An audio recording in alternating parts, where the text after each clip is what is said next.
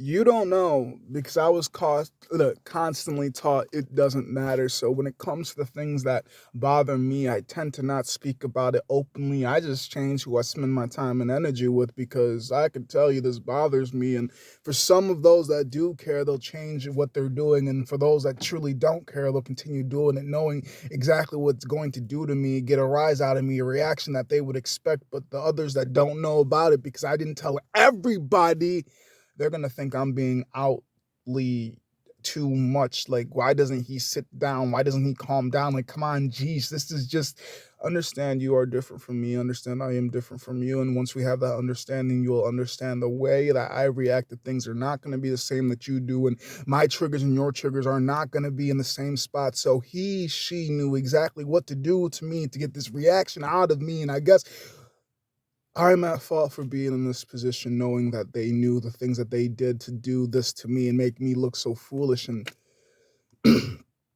no matter how much I apologize, once things are done, they are done in cement. That's what history is, unless they're lying about it. I'm just saying I can never take back the actions that I do. I can apologize for words that I've said, and that still causes damage, but not as much damage as the marks that I may leave when I act outwardly in my energy instead of allowing it to come internally for me to devour it and understand why this bothers me.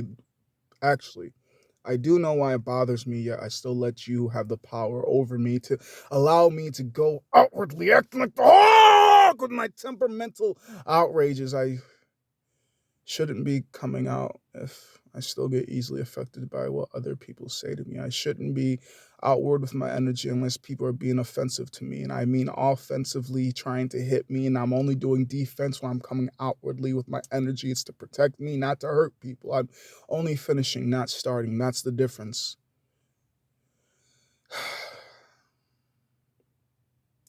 I learned not to say much. I learned not to share much. I learned to say a lot, but don't tell you anything. I can speak and speak and speak and speak, but you'll only listen to what you think is important. And they all might be important to me. None of it might be important to you. Only snippets and parts you might take home with you. You may not even remember the first line that I've said. You might not remember anything in the middle, and you might not remember anything in the end. And that's something that I have to remind myself when I'm in the room with people. Not everybody in there will care. But I just need enough hope that one person, when I speak in the room, will make eye contact with me and never leave until I am done, or they feel like they've gotten enough from me. But it's to understand every single room I enter in, there's going to be variance. And some of them may, some of them may not.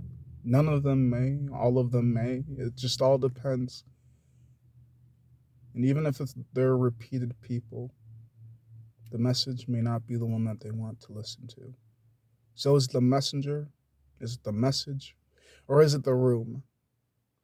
I'm still trying to figure that out, which is why it's hard for me to share.